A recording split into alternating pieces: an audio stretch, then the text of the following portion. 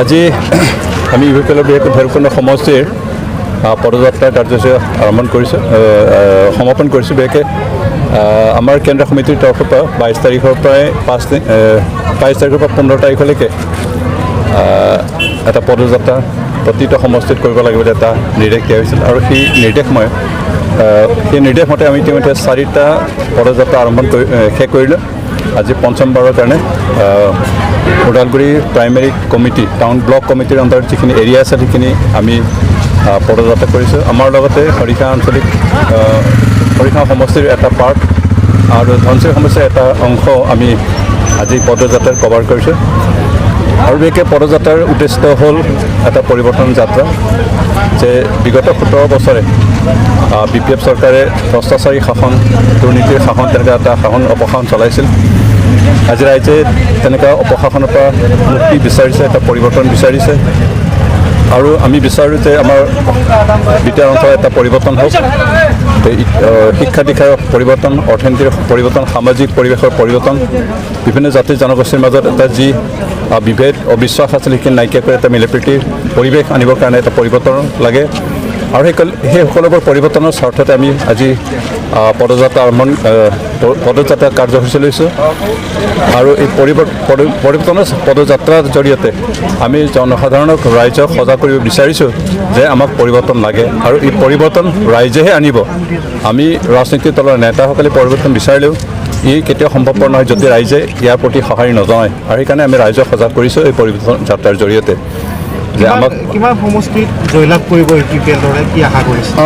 বৰ্তমানলৈকে যিখিনি ডাটা আমাৰ হাতত আহিছে আমি এনে 40টা সমষ্টিটো প্ৰাৰ্থী দিছোঁ আৰু 40টা সমষ্টিৰ ভিতৰত আমি বৰ্তমানলৈকে যিখিনি ৰিপৰ্ট পাই আছোঁ 30টা সমষ্টিত আমাৰ খাটাং হৈ আছে আৰু বাকী সমষ্টি 10টা সমষ্টি আমাৰ বাকী সময়খিনি আমি কেনেকৈ কাম কৰিব পাৰোঁ তাৰ ওপৰত নিৰ্ভৰ কৰিব। আমি কিন্তু আশা কৰোঁ আমাৰ সংখ্যা আৰু বাঢ়িব। মূল যুঁজ কাৰ লগত? বৰ্তমান মূল যুঁজ BPFৰ লগতে হ'ব, যিহেতু BPF 17 বছৰ শাসন কৰি তেওঁলোকে যথেষ্ট টকা পইচা সংগ্ৰহ কৰিছে, তেওঁলোকৰ জনবল আছে, ধনবল আছে, যদিও তেওঁলোকৰ বিৰুদ্ধে এটা সাহস বিৰোধী ঢৌ এটা উঠিছে তেওঁলোকৰ বিৰুদ্ধে আৰু এই ঢৌৰ কোবৰ হয়তো তেওঁলোক উফৰি যাব যদিও তেওঁলোকৰ ধনবল আছে আৰু ধনবলৰ সহায়তে তেওঁলোকে যোৱা 3টা ইলেকশ্যন জিকিছিল আৰু এইবাৰ তেওঁলোকে সেই ধনবলৰ ওপৰতে নিৰ্ভৰ কৰিছে। আমি কিন্তু এইবাৰ আশা কৰিছোঁ যে ৰাইজে তেওঁলোকৰ প্ৰতি সঁহাৰি নজনাব, কাৰণ 17 বছৰ তেওঁলোকে ৰাইজক পকা কলৰ বাকলিত হৈছে কিন্তু কলটো দিয়া নাই আৰু সেইকাৰণে ৰাইজ তেওঁলোকৰ প্ৰতি নাৰাজ আৰু সেইকাৰণে তেওঁলোকে যিমান টকা পইচা খৰচ কৰিলেও লাগিলে তেওঁলোকে 1000 কোটি টকাই খৰচ কৰক তথাপিও তেওঁলোকে জিকাৰ সম্ভাৱনা এইবাৰ চৰকাৰ গঠন কৰাৰ সম্ভাৱনা তেওঁলোকৰ নাই। BPFৰ বহু নেতা গৃহমেৰ পৰা চন্দ্ৰব্ৰহ্মৰ পৰা তেওঁলোকে BPF এৰি বিজেপি দলত বা অন্য দলত যোগদান কৰিবলৈ চৰ্চা চলি আছে। এই ক্ষেত্ৰত আপুনি কি আচলতে এনেকুৱা ভাঙোনমুখী এটা পৰিৱেশৰ সৃষ্টি হৈছে BPF? BPFৰ যিসকল নেতা আছে তেওঁলোক সদায় সুবিধাবাদ, তেওঁলোকে সুবিধাবাদ বিচাৰি যিহেতু দেখিছে যে BPFত থাকিলে তেওঁলোকৰ তলি উদং হ'ব আৰু তেওঁলোকে সেই অৱস্থাত হোৱাটো বিচৰা নাই আৰু বহুতৰ বিৰুদ্ধে দুৰ্নীতিৰ কিবা আছে অভিযোগ আছে আৰু সেই অভিযোগসমূহ ইনকুৱাৰী কৰিলেতো বাস্তৱ ৰূপায়িত হ'ব পাৰে, ৰূপায়িত হ'লে তেওঁলোকে জেলত ভাত খাব লগা হ'ব পাৰে। সেইকাৰণে তাৰ পৰা হাত সৰাৰ উদ্দেশ্য লৈ কিছুমান নেতাই বিজেপিলৈ ঠেং মেলিছে আৰু তেওঁলোকে নিজকে বচোৱাৰ এটা চেষ্টা চলাইছে আৰু সেইটো এটা সুবিধাবাদী ৰাজনীতি।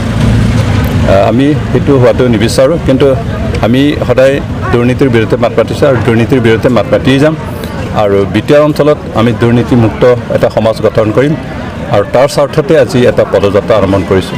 শেষ প্ৰশ্ন, বিজেপি ইয়াত দেখা পোৱা গৈছে আজি ৰঞ্জিত দাস আহিব, বিজেপি সভাপতি 6 তাৰিখ 9 তাৰিখে হিমন্ত বিশ্ব শৰ্মা আহিব। এক প্ৰকাৰ তেওঁলোকে যুদ্ধ আৰম্ভ কৰিছে BTC দখলৰ বাবে আৰু তেওঁলোকে উচ্চাৰণ কৰিছে মুম্বাইৰ BTC দখল কৰিব। কি ক'ব, দখল কৰিব পাৰিবনে? আমাৰ হাতলৈ এতিয়ালৈকে যিখিনি তথ্য আহিছে তাৰ ওপৰত ভিত্তি কৰি আমি যদি কওঁ বিজেপি অন্তত বৰ্তমান যিটো নিৰ্বাচন BTRত 5টাতকৈ অধিক চিট নাপাব আৰু সেইকাৰণে তেওঁলোকৰ দখল কৰা সপোন অবাস্তৱ হ'ব। ওদালগুৰিত কিমান আসন দখল কৰিব ইউ পি পি এল আৰু বি টি চি কিমান আসন দখল কৰিব? ওদালগুৰিত 10টা সমষ্টি আছে বি টি আৰত।